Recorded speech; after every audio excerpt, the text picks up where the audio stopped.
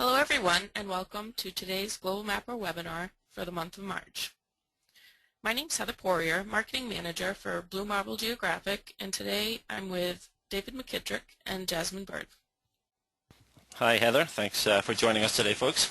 Today our topic, as you saw in the introductory slide, is attribute management in Global Mapper. This is kind of a hidden component of the application which very seldom gets the attention it deserves. We're going to be talking about the information that you can associate with features as you add them or create them or import them into the application. And as we were designing this class, it really became apparent to us that there's a lot more to this subject than initially meets the eye. So hopefully today, over the course of our webinar, you'll get some idea as to some of them, the fairly straightforward and indeed more advanced capabilities that this component of the software provides. Before we begin, a couple of housekeeping issues that we need to deal with. Yeah, currently all attendees are in listen-only mode. However, if you would like to ask any questions, you can use the questions tool on the Go to Webinar panel to the right of your screen. Our Blue Marble product specialists are listening in and will be answering your questions as they're submitted. We'll also save time at the end to answer any outstanding questions. Yeah, that's right. And also at the bottom of the slide here, you'll It's a very important one. We're always on call to answer your questions. We will again provide this information or this email at the end of our presentation today. A couple of events we're going to are actually getting quite busy. Our travel schedule is ramping up as spring approaches. Yeah, we have several conferences. I encourage you to visit our website and check out the events page to get a full list of all of our events. But on April 8th, we'll be in Tampa at the AGAM meeting. We'll also be at the Calc GIS conference in April and Joint in Tampa, Florida on the 14th. GIS in Action in Portland, Oregon on April 16th. Yeah, and that's just the month of April. If you go to the events page, which is indicated at the bottom of the screen, you can also navigate to bluemarblegeo.com, go to About Us over on the right side, and again go to the events section. You can see not only April's, but moving into May and the rest of the year. We are getting out on the road. We're sending a lot of people out to spread the word, and hopefully if we're going to an area that you're in, you will have a chance to come and speak with us and find out a little bit more about Blue Marble products. So back to today. Let's take a look at our agenda. Let's take a look at what we're going to be covering. We're obviously going to be dealing with attribution. We're dealing with information. In the initial announcement about this webinar, we brought out the I in GIS, the information. And today we're going to be addressing that component of GIS, looking at information that's associated with features, how you can add that, manipulate it, edit it, and utilize it in different ways. We're going to start with some of the basics. Jasmine is going to begin by going through some of the basic functionality for manually adding or editing attributes. We are going to suggest a method of simplifying that process, for streamlining that process by creating feature types. And for those of you who have used Global Mapper for a while, if you have not used this function, I strongly encourage you to pay attention because it can certainly simplify the way that you interact with your vector features on the map. We will be doing a joining process. I conduct this during my training classes. If you go to one of my training classes, we go through several scenarios where we join additional external attributes, and we'll very briefly go through that today as well. I'm going to take a slight tangent sidebar here. I mentioned training.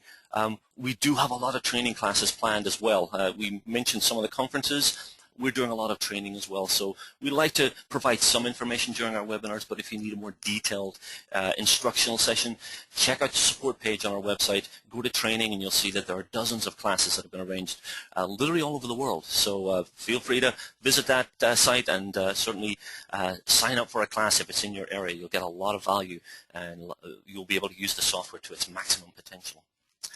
We will then go into talking about applying a calculation as a method for deriving additional attribution from attributes that are already there. There's a couple of scenarios that I'm going to go through to show you how that calculation process can be applied, essentially deriving data from your existing data. This is an interesting one, and again, we've got a couple of scenarios. Hopefully, time will permit us to show you both of these. Creating a hyperlink. So an attribute value can be a URL. It can be a link to access a file, to access a website, to access some online data. And again, we'll hopefully have a chance to show you some of those in action. We will talk about querying and filtering using the search function. And kind of to bring this to fruition, when we talk about attribution, it tends to be kind of this invisible component, but we'll hopefully have a chance just through a thematic mapping exercise. So that is the plan for today. Obviously, we've got a lot to cover and very little time to do it. So I'm going to hand over to Jasmine now, and Jasmine's going to talk a little bit about the introduction to attribute management. Thank you, David, and thank you, Heather. So just to talk a little bit about what an attribute actually is. It's information about a geographic feature. With proper management, it can be a powerful data and information visualization tool. So if you have add attributes to features, geographic features, and add reference data as well, doing multi-layer maps, you can turn raw data into information and start the process of using GIS analysis. Attributes can be joined, queried, and analyzed, and covering that today in the webinar. So in Global Mapper, there are 3 primary ways to interact with attributes. You can do so through feature info,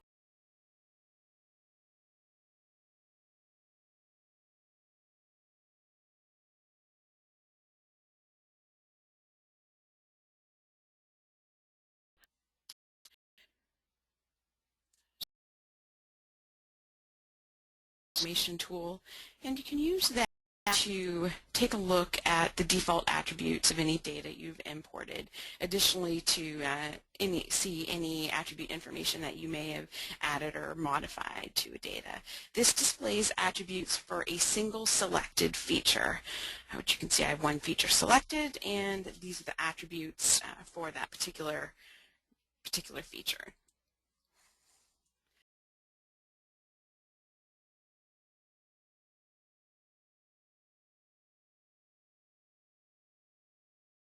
Here we can see the attributes for the entire data layer in a tabular form. You can use this to isolate certain attributes, certain features that have the same attribute. So we'll do a search.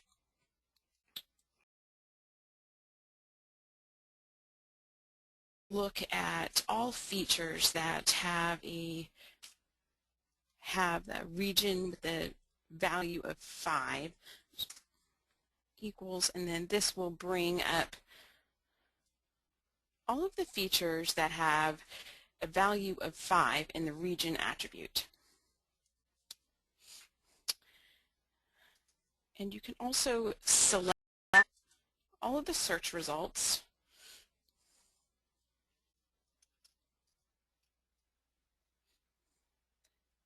copy the selected features into your clipboard, and then bring those into Excel.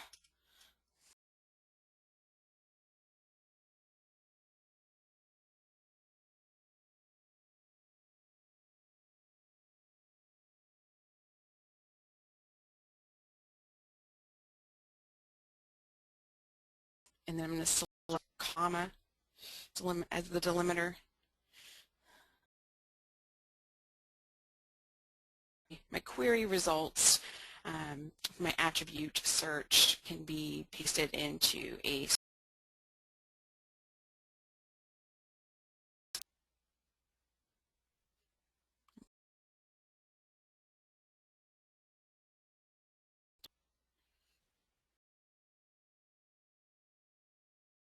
to modify attribute values for a selected feature. Do so by using the digitizer tool, selecting feature on the workspace, and then going to edit,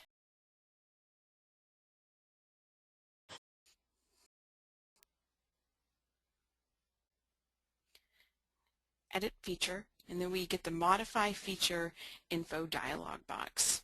So these, you'll see down at the bottom under feature attributes, attribute name, and then the attribute value. You can actually click right in the attribute values to edit the value for a particular attribute. So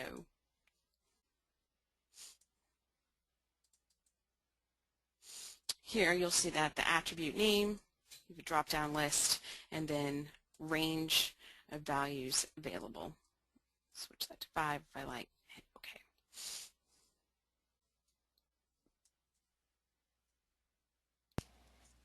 Okay, thank you, Jasmine. So basically, as Jasmine pointed out, there's three methods for interacting with attributes, depending on what you're hoping to visualize. An individual feature, if you simply want to select it, feature info button, it's right there in the toolbar, the blue circle with the white eye. The search dialog box, this is the component that a lot of people are not aware of, but if you want a tabular view search, you can go in, you can sort, you can select individual attributes, and you can modify them. We'll get into that a little bit more later.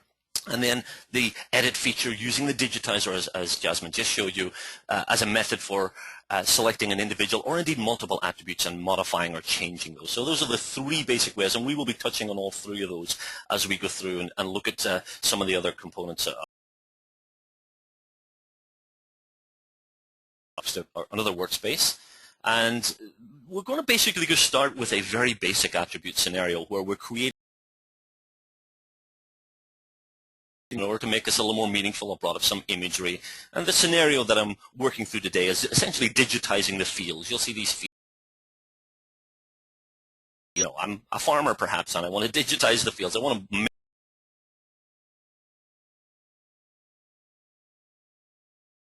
begin the process without too much care and attention.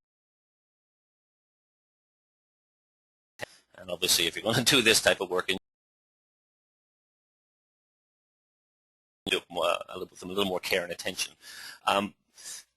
As Jasmine showed you a few minutes ago, the modify feature info provides an entry-level point into looking at the attribution. Now, for those of you who have used a digitizer before, you will be familiar with the function of this tool allowing you to assign features to a layer, to a feature type, which we'll talk about in just a few minutes. But we can also add attributes at the bottom. I can add these manually, and you'll see a number of buttons along the bottom that let me add attribution for the feature that I've just created. Obviously, for the first feature I've created, I need to add. So I'm going to click the Add button, and Jasmine showed you a similar dialog box a few minutes ago. The attribute name can simply be typed in here. And if you have previously typed that attribute, there's a history list. You can see all the attributes that were added recently, and so you don't have to type them every time. We can also put an attribute value in here. So in this case, I'm going to make this a cornfield, just as an example. And we'll click OK. And you'll see that information is now added. I should also mention, because this particular feature is an area, Global Mapper will automatically calculate the perimeter and the enclosed area of that feature based on the units of measurement that I have assigned in my configuration dialog box. So I get those essentially as freebies. Those are added automatically. Now I've added my own custom attribute, crop type in this case, and I could continue that process with additional information, you know, when was it last cultivated, et cetera, et cetera. So you can build your database on a feature by feature level. Now obviously this is not really that efficient. We're going to talk about a better alternative in just a few minutes, but you certainly can do this, manually adding attributes as they're created. We have the editing function as well, lets you edit an attribute. We could delete an attribute. I want to point out a couple of additional tools that are available here in the Modify Feature Info dialog box. One is to add a file link, or plural links if you need.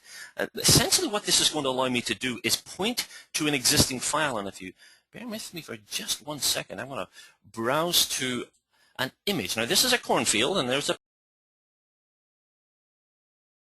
It's not really, but we can pretend.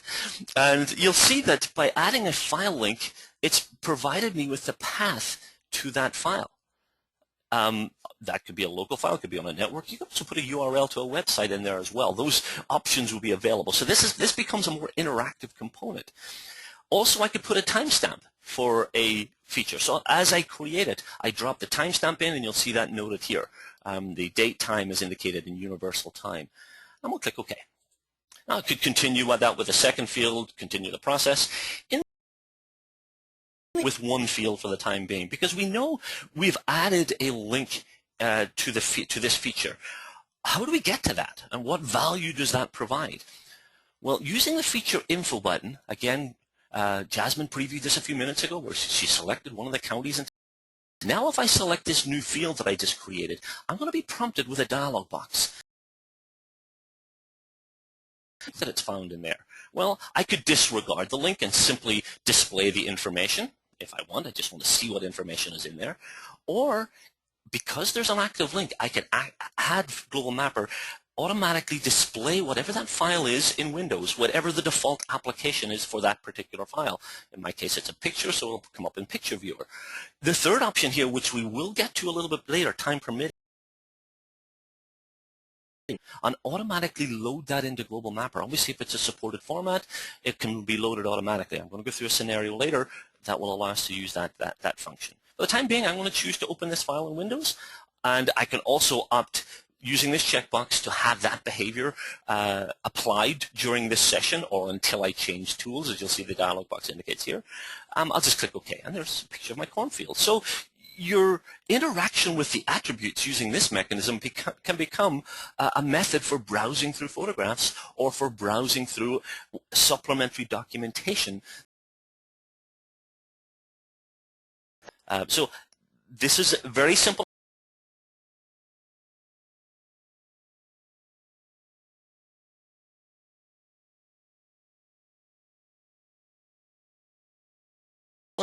Restart Global Mapper, and I believe, Jasmine, you're going to talk a little bit about how you can simplify the assignment of attributes through the creation of a feature type. I am. A bit about automating the assignment of attribute fields. This can be done by creating a new feature type. This is a way of automating attribute assignment for points, lines, and areas. So we will start this by going to the configuration screen, where you'll see that you have area styles, line styles, and point styles. For today's example, we're going to add a new feature type for area styles. So go to the Area Styles tab, click on New Type.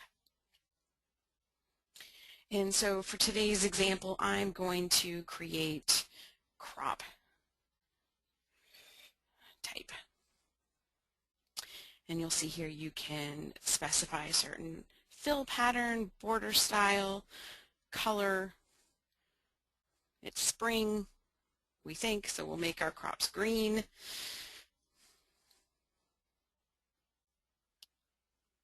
And here we can set up a default attribute type for this new feature type. So I'm going to add an attribute, name our attribute, crop type, and then we can prescribe a value. Jasmine, I should say that this is often a point of discussion when you're designating these types, because when you create a default attribute, typically you want to leave that open-ended. There are multiple variables that can be applied in this situation. We've got corn, we've got potatoes, we've got wheat, whatever. Why would you want to populate this? The reason you would want to do this, perhaps, is because you want to establish a default. So if 90% of your fields are going to be cornfields, you could make that the default value. When you digitize and you assign the feature type crop type, then the attribute value would be automatically populated for you. You could change that on a case-by-case basis, but it would save a little bit of work if that is populated for you. Correct. If you find that your workflow is repetitive, that you are constantly creating features with one attribute that has a default or a specific value, then absolutely you can save a lot of time.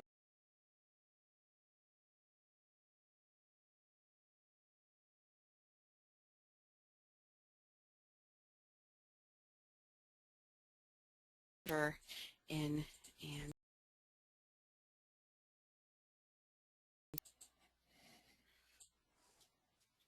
and then go to our new feature type, which would be crop type.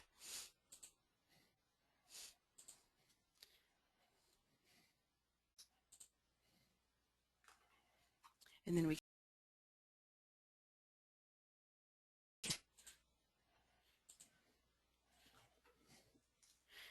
And then if we use the feature info tool, you see that it's that nice bright shade,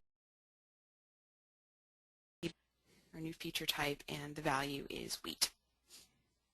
So the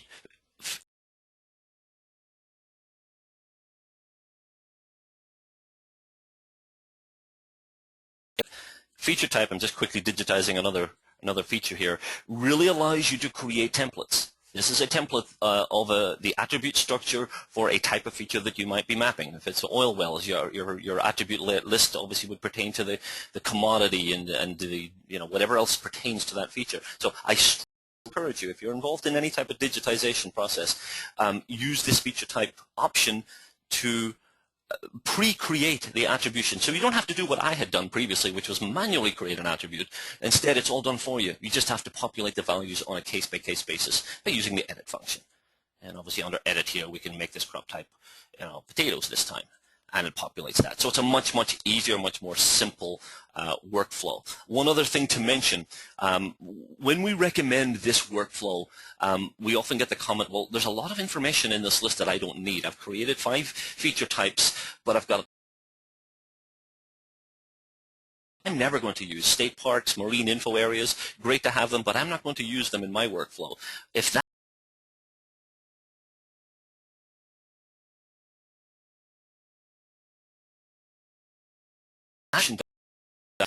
this time you're going to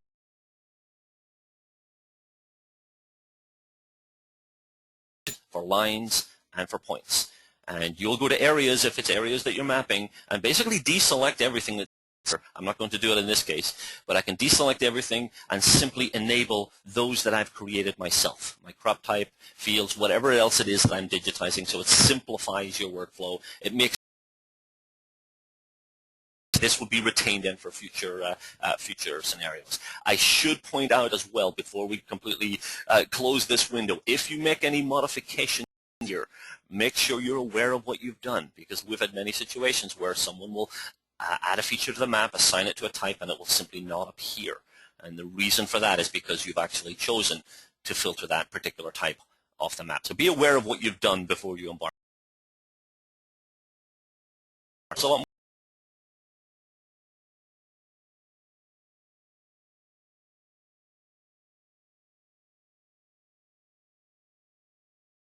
go to the Load Workspace dialog box, and I have a workspace here called Towers. Now, there are a couple of examples that I'm going to show whereby we can add attributes to features on the map through an automated process. Up to this point, we've talked about manually assigning attributes, typing in those attribute values ourselves, or creating the feature type. There are a number of automated tools for adding attributes, and I'm going to show you 3 examples in the next couple of minutes. Here's a scenario where we have a grid, and I'm actually going to use the digitizer to select the tiles that comprise that grid. Behind my grid, you'll notice a number of points. These points happen to be communication towers. This is state of Maine, so this is just an example of how this particular function can be used. With the area features, essentially the tiles selected with the digitizer tool, I have the option to automatically create a new attribute that tells me how many points, or in this case, how many towers are within each area. Now, this could also be jurisdictional boundaries. How many cell towers are within each town or each county? Same process would work. The way I initiate this process is simply by right-clicking. And when I right-click, you will notice with a feature selected, or more than one feature selected with the digitizer tool, we have a submenu called attribute style functions. And you'll notice some of the tools we have for automatically adding attribution. We are, as I said, going to come back and play with a couple of these. Let me point out some of the others that we will not have a chance to show you today. Copying attributes between overlapping or nearby features is a useful one.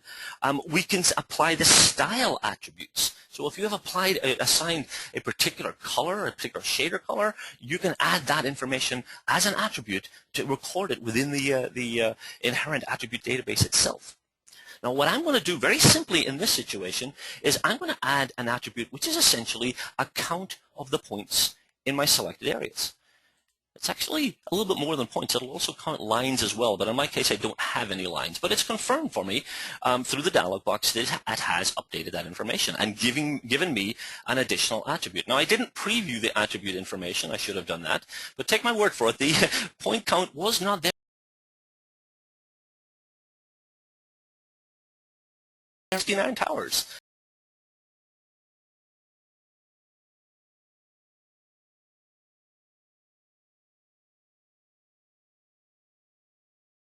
We do.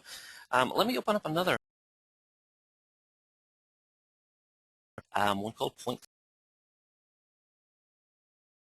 You may notice in this that I have a couple of layers. I have a points layer. These are just arbitrarily placed points. They don't really mean anything in this case. I also have an elevation layer. For those of you who work with elevation or are interested in elevation, you'll find this one useful. I'm going to select all of the points once again. I'm going to choose a different method for doing this. This time I'm going to select the layer in the Overlay Control Center. Just to ensure that all of my points are selected, I'm going to choose the Select All Features option. So I'm selecting all the features in the selected layer with the digitizer tool, and you'll see now that they're all highlighted, indicating that they are selected. Again, I'm going to go to that Attribute Style Functions submenu with my digitizer. This time you'll notice a number of additional options available. Obviously, they will depend on the type of data that has been selected. In my case, I want to add the elevations from the terrain layer to the selected feature. Again, just dealt with as a verbatim. It implies that it's going to give me the z value, the elevation above sea level. It's actually going to give me more than that, as you'll see in just a second. But this is an extremely useful tool to ground level elevation at a selected point. Again, it may represent, these points may represent assets, and you want to determine the precise elevation. This is that process.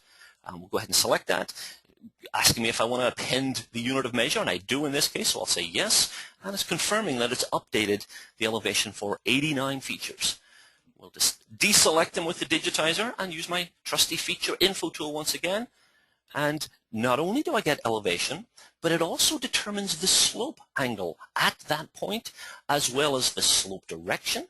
So I've got a lot more information than simply elevation. And that was, again, automatically added using the right-click option with the digitizer tool.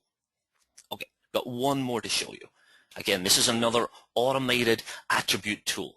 And for this, once again, I'm going to load one more workspace. This one is called Houses. And what we have here is a road network. It's a very simple localized road network onto which I have created a number of points. I symbolize the points as little buildings so they'll be a little easier to see. Once again, to initiate this process, I'm going to be selecting them.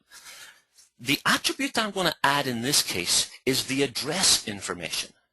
Now, in this case, I will preview one of my points, and you'll see it's just a point. I didn't actually add any information or any attributes when I created them, but you'll see it is just simply a point on the map.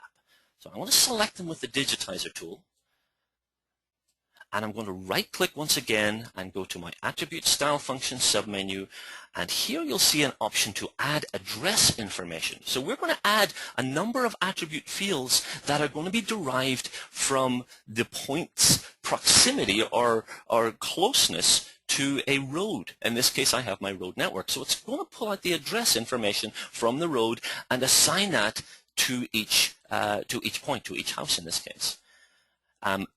During this process, if my points are not precisely on the road, if I've placed points that represent maybe the building location itself, which are not on the road center line, I can establish a proximity or a buffer. I believe in this case 50 meters should work. So we'll click OK. And of my 7 points, 7 have been updated. So once again, where previously there was no attributes, now we have address information. You'll notice not only do we have the street name, and obviously the city and state are derived as well, but we also can tell based on the progression of numbers if my point is on the left side or the right side, and we also have the number. And that number is derived from an interpolation process where it looks at the range of number values and assigns the appropriate number based on its distance between the start of that segment and the end of that segment. So obviously, in order for this to work, you need to have road data. You need to have some road information. But this is an extremely useful tool for what's called a reverse geocoding, essentially assigning addresses to a known location. So those were just 3 examples of attribute tools that are available to automatically add a number of others that are available as well. So we are going to take a slight pause here, and we are going to conduct a poll. And over the last few webinars, we have been garnering information from attendees, getting some very useful information from those of you who attend our webinars, and today is no exception. This poll, we're going to have to ask you to do a little more work. Have to scratch your heads a little bit and think, because what I want to do this time is to ask you to define Global Mapper. Now, we're going to go ahead and launch the poll. The poll is asking the question, which of the best defines Global Mapper in your terms? In other words, how would you define Global Mapper? I'm going to give you a few seconds to come up with an answer. By the way, there's no right or wrong here. Where you're not going to be graded on your response to this. This will not go towards your final grade. But it's interesting for us when we talk to folks at trade shows or when we're on the road, how they perceive Global Mapper. So interesting results coming in here. I'll not divulge anything yet. I'll share the results in just a second. In truth, it's a little surprising the way this is skewed. So again, we'll just give you another few minutes here and poll, just another 5 seconds, and then I'll share the results with you. Okay, it looks like it's dwindling here, so we'll go ahead and close the poll. Now, if I'm clicking the right buttons here, I should be able to share it with you, and you should see the results right on your screen. Over half of you consider Global Mapper to be a fully functional GIS. Well, that's what we want you to believe as well. There's a lot more to Global Mapper than meets the eye. We often think, our customers think of Global Mapper as just a file conversion tool because it supports so many different file formats. But this is reassuring for us that we're getting the message out there. Hopefully our webinars contribute to that. We can show you that Global Mapper is indeed a fully functional GIS application. About 1 in 5 of you think it's a great data visualization tool as well, and it certainly achieves that distinction as well. So thank you for your participation. Let's go ahead and we'll hide our poll results. And Jasmine, I'm going to hand back over to you again. Thank you, David. I'm going to discuss editing attributes. You can edit, I'm just going to load a workspace here so you can follow along. You can edit attributes, single attributes, multiple attributes. You can search for specific attribute values that you would like to copy or replace, and you can find multiple or single attributes that way as well for editing. And I'm just going to load my counties of Texas again. While Jasmine's getting organized, you should point out with this particular example, this will look different than the version of the file that Jasmine showed you before. We've actually assigned a color here, and the reason we've done this is to make the results of what Jasmine's going to be doing a little more easy to see visually. So I will describe the process whereby we got to this point in just a few minutes, but just to indicate that we actually have done some work by way of preparing this file. Yes, absolutely. Click, and then we get the edit, the feature information. So here we can see what are currently. We have a region of 10, the area square miles, the population, and then the name is Hemphill. So in order to edit these, I'm going to use my digitizer tool and then select county, right click, and then edit area feature. And here I have my feature info window, and I can go ahead and change the region.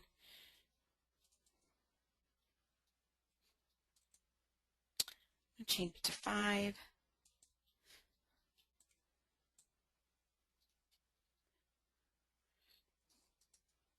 And here we'll see that that county has, the region information has been changed to 5, and because we have nice colors prescribed for this layer, you can see that it now matches the other existing counties, which also have a region value of 5. So if you want to do the same for multiple counties, you can just, with the digitizer tool, select multiple, right click, edit selected features.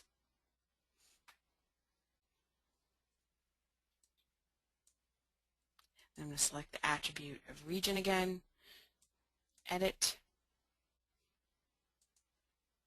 and also change those to 5.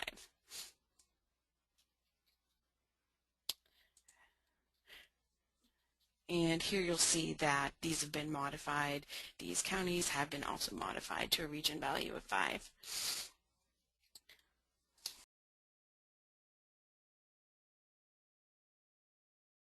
Again, you can use your search attribute at all of those areas with a region value of 8A. Search for these. I want all of these. I know that these are now all going to be 8.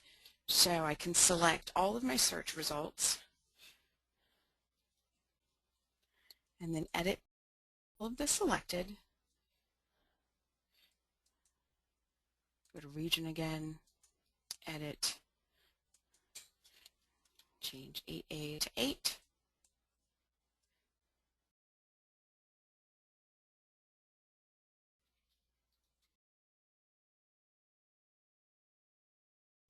And now I see that the values for the region attribute formerly, these were all 8A, are now 8.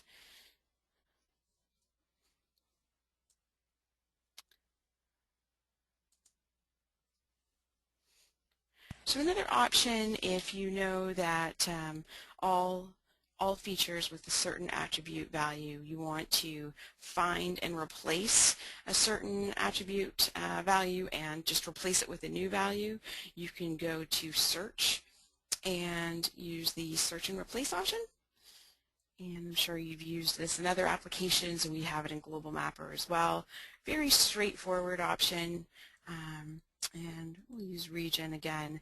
And so I'm going to search for regions, features with the region attributes that have a value of 2. And I'm going to replace this with 1. And we'll see that 70 features had a region value of 2 and are going to be replaced with the value of 1.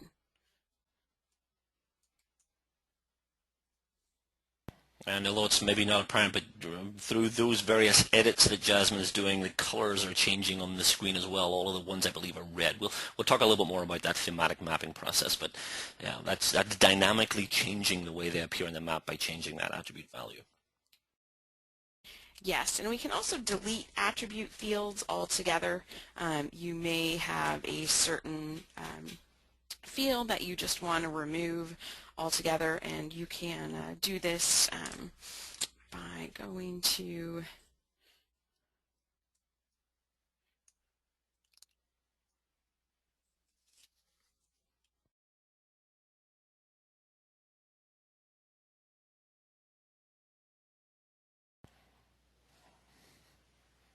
I think we might be losing sound here.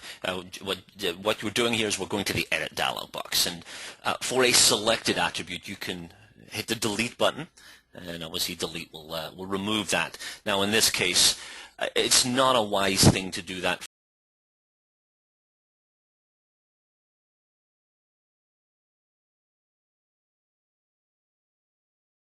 for when everything is selected. Again, delete will give me the option, and they will be removed from the attribute table. It is important to note that in this case this file originated as an external file, and it originated as a shapefile that we had imported. You're not changing the original attribute table. You're not assigning these edits to that shapefile. That shapefile is still intact. You're merely reconfiguring the file and how it's displayed in Global Mapper. When you export it from Global Mapper, then the attributes structure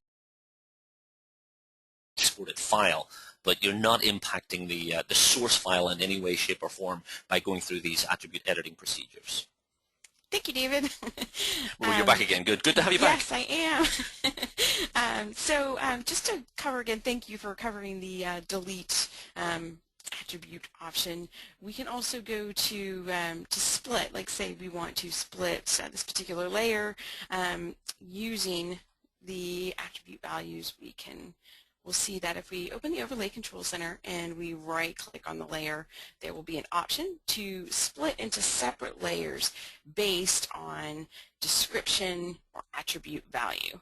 So if we open this dialog box, we'll see here you can select from the drop-down, go by region again, and this is going to split this layer up by the attribute values in the region attribute. So we'll go ahead, OK. And then if we expand, we will see that the layer has been split up based on the region attribute values, which also coincide with the colors that we have on the map. You can deactivate certain counties.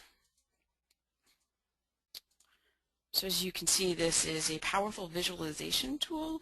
Once you've split the layer up by attribute values, you can activate and deactivate based on that attribute value.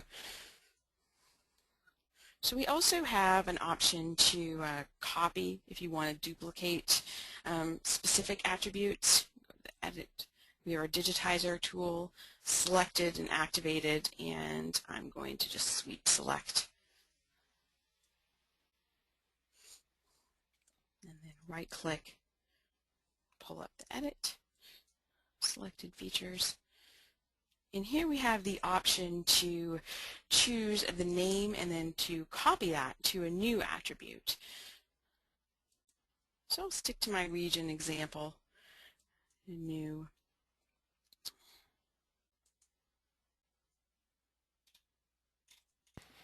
Actually, Jasmine, if you cancel out of that window, just hit the cancel button. There is actually a button now, right below where your cursor is. There is a copy to new attribute, so that will initiate that process automatically. Just simply type in the attribute name for this new attribute field, and it will basically duplicate the contents of the existing attribute. So we'll just type in the word test in here, and we'll click the OK button, and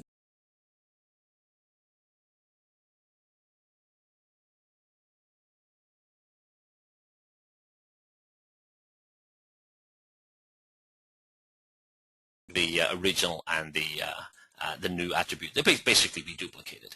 As you can see, region and test have exactly the same values. There's actually another way of doing that, which is a good segue back to me again, because I want to show you a couple of new tools, or a couple of tools in Global Mapper for doing more advanced attribute management, essentially joining and then calculating. And there's a nice little workflow that we go through, once again, in the state of Texas. I want to bring in a new version of that layer. Let's go ahead and we'll open a workspace. Boring dark line color version. Pretty colors now, but we'll get there. We'll get there through this scenario. Now, this scenario that we're going to show you essentially is going to allow us to add additional attributes to the features in a layer, not through manually typing, not through assigning through keyboard input, but through joining to an external source. Now, before we embark on this, I want to show you what that external source is. Excuse me while I delve into the innards of my files here. This is the source data. This is a spreadsheet, or it's a CSV file technically, and it's just a simple little tabular file with each of the counties in the state of Texas listed in barrels in the state of Texas. So if you want to do some analysis on where the oil it comes out of the goal here is to take counties that we have through a joining process. So that's going to be step one. There's actually 3 steps in this process as we get into the workflow. How do we initiate that? Well, we right-click in the Overlay Control Center, and one of the options here, pretty far down the list, is Join Table. This allows us to join data based on the existence of a common value in the external file and in the internal file. This can be one-to-one or one-to-many, whatever, however you set it up. So we select that option. I choose the file that I just previewed, which is my Texas oil production. This happens to be data for 2011. And I simply click Open. And it's going to ask me three things. It's going to ask me, first of all, how that file is delimited. How is it broken up? It's a CSV, so it is comma delimited. Next, it's going to ask me which field in that file is going to create the join. And in my case, that's the county. That's the name which is going to be common to the features which are on the map. So I'm going to choose county. And finally, it's going to ask me the same question about the layer itself, which is already in Global Mapper. Which of the fields? And in our case, it's the name field that we've been playing with over the last half hour or so. So that's all we need to do. We simply click OK, and a confirmation dialog appears telling me that there's 920 features, including some small polygons, by the way. That's not the number of counties. That's the number of geometric area features. But it's updated 920 features. And it also gives me a report as to how successful that joining process was. I can copy that into a notepad or Word or whatever and get more detailed information as to which did not join, perhaps because of a spelling error or perhaps one county was omitted from the list. We can see all that information in that report if we choose to paste that into that text editor or that document. We'll click OK. Now, initially we don't see any change here, but if we click on one of the counties, we will now see an additional field of information. We added an attribute through joining an external table. In this case, our external file simply had one additional column. It did not duplicate the name. It did not bring in two copies of the name. It didn't need to. That was already in place. So the additional attribute in this case was our oil production. We could have had multiple fields. We could have married together multiple attribute fields using this mechanism and essentially assigning them geographically to features on the map. Now, in the scenario that I've created around this data, initially when I rolled this out, I had a colorized map representing oil production. But when I thought about it, it's actually not that meaningful because to simply represent the oil production is misleading. There are some counties in Texas that are very large, others that are relatively small. So an actual oil production value is meaningful. So as a way to show attribute management tool, we're actually going to derive a new attribute through a calculation process. And you may have noticed when I right-clicked on the layer previously, right above where I joined the table, we also have the option to calculate attributes. Now, I'm going to encourage you to pay attention to this function because it's extremely powerful. Hopefully, time will permit us to do a couple of scenarios using this function. Calculating attributes essentially allows you to derive attributes by applying some sort of process to attributes that you already have. Now, in my case, in this particular scenario, I'm going to create a brand new attribute simply by typing in this field. I'm going to call it oil production and per square mile, I believe the value is. Excuse me while I try to type. Oil production per square mile, not very eloquently typed, but that's going to be my new field. And as the field name implies, I'm going to perform a numeric calculation whereby I take my source attribute, which is my oil production, that value that I just added, and I'm going to perform an operation. Now, in here you'll see standard mathematical operations, subtract, multiply, divide. We're going to choose divide in our case, but you will also notice another copy option here. You can use this mechanism to duplicate what Jasmine had done a few minutes ago, essentially copying an attribute. Useful if you want to then append or prepend some text onto that attribute. If you want to modify that, not from a numeric perspective, but by putting a piece of text onto an attribute. This is also a way to combine attributes. Because if I was to choose prepend or append as text, the attribute value that would be appended or prepended could be derived from another attribute. So you can join multiple attributes together to form a single attribute field. Back to our scenario. I am going to take my oil production value. I'm going to divide not by a fixed value, but by my area value, which is square miles. And again, I'm going to simply hit the calculate button, confirming for me that it's performed that operation on all 920 features in this layer. I can close the window at this stage, and using my feature info button once again, which is still active, I now have an additional field. And this to me is a more meaningful illustration of the oil production in the state of Texas. I now have oil production per square mile calculated using that calculate function. Now, this process would not be complete without me going the extra length and actually showing you how we can visualize this on the map. This is not really attribute management, it's more of a rendering process, but I think it finalizes this process in a very nice way. I'm going to change the appearance of these counties, and I'm going to do so by clicking the options. Under options for a vector layer, I have styles, in this case area styles. And one of the options under area styles is to apply the styling based on an attribute or name value. Now, I have actually done the work here, so I'm going to simplify it. I'm going to choose the new field, oil production per square mile, and I'm going to represent that visually. And rather than going through and manually assigning the various ranges of values, I've done that already. I'm going to load that from a file. And you can do the same, by the way. If you go through a similar process and you want to take a style and apply it to multiple layers, you may have noticed there's an export option. Well, I'm going through the reverse. I'm essentially importing a style file. And you'll see basically all I've done is pre-assign colors and threshold values for my oil production values. And we'll simply click OK on this. And now we have the data associated with the geographic area and visually represented using a color scheme. One thing that we need to add here is a legend. Obviously, if you're representing features on a map, you need to put a legend on here. In the toolbar, we have an option to control the layout of our map. It's the fourth button in for those of you working on Global Mapper, fourth button in from the left. And one of the options in my layout is to assign a legend. And I'm just going to very quickly, I'm not going to change any of the other variables in here, but we'll simply click OK, and you'll see my legend now. We could have put a header, we could have dictated where it was located on the screen, but you can see now the values associated with geographic locations. And when I go through the scenario, I like to remind people that this started as a tabular file, a simple spreadsheet, and through a couple of simple processes, it resulted in a geographically intelligent file that conveyed components of the data. So it's a much more meaningful analysis tool.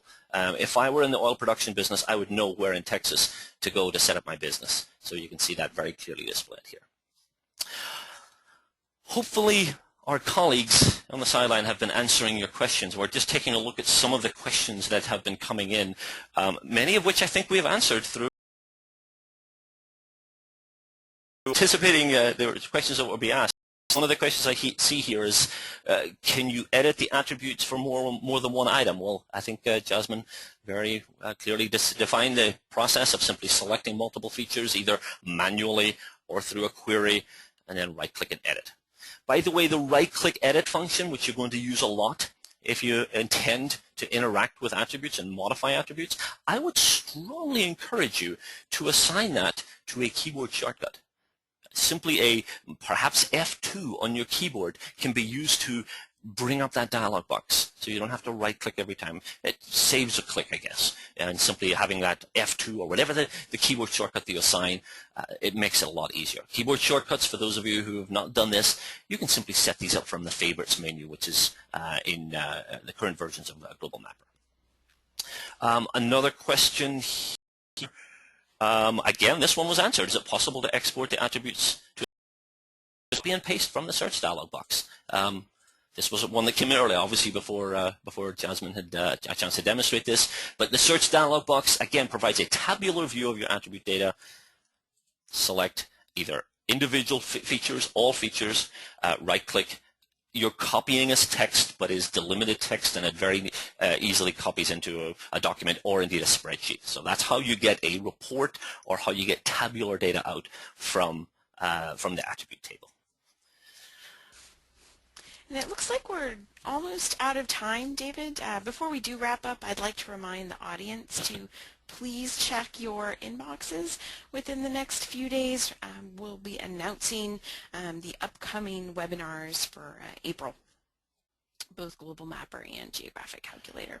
I think those are actually on our website right now, as of today, or as of maybe yesterday. And those of you who subscribe to our information, I think you should also have received an email. So we do imply space is limited in these webinars, and we're all often astounded as to many people actually do register. So I don't want to scare you, but I would suggest signing up as soon as possible, just in case you're disappointed. The other thing to note is, I think I meant to mention this at the start of today's presentation, we do record all of our webinars, so they are available on our website. They are part of our YouTube channel, but we link them from our website, and we keep them current. We keep that list updated. If at any point you want to go back and revisit this webinar, I know we went through some of these scenarios quite quickly. They're always going to be available to you. Feel free to share those with your colleagues, and hopefully you'll find the information in here useful. And as I said at the start, if you want more information than we cover here, if you need more detail, I would strongly encourage you to look at our training options. If there's not a training class in your area, send us an email and say, hey, I would love to know about some training that's perhaps coming to your part of the world, and it's based on demand. I mean, if we get enough people who are interested in a particular area, we'd certainly be more than happy to send one of our instructors on the road to provide that personal instruction. And indeed, if your company is interested in a more personalized approach to training, perhaps working more specifically with your data, then again, contact us. We'll see about setting that up and again, having that customized to your needs. So. And if you have any questions about today's webinar topic or Global Mapper in general, feel free to contact our support team at geohelp@bluemarblegeo.com. We'll follow up with you as soon as we can. On your screen you'll see the email address, and then additionally the Global Mapper Forum, which is a great peer-to-peer forum, though Blue Marble staff will frequently chime in with answers or responses as quickly as we can. That's right, and I know a lot of you do use the forum. The activity in the forum is remarkable. If you visit the forum, there's a lot of very active users on an ongoing basis. Certainly it's somewhere where you can ask questions and browse for answers to your questions. I'm going to put out a little plug here and suggest that if you are, something my slideshow has just disappeared, but if you are reasonably proficient, or you consider yourself to be reasonably proficient in Global Mapper, feel free to pipe up an answer as well. I mean, there's a lot of situations where the staff, my colleagues, are maybe not experts in a particular field, so if you see somebody in your industry that has a question, we love to have that peer-to-peer learning experience. You know, we'll help where we can, but you don't just need to be a question asker, you can also be a question answerer. Absolutely. Thank you so much, David. We all look forward to speaking with you again at next month's webinar. Well, thank you, Jasmine. Thank you very much, everyone.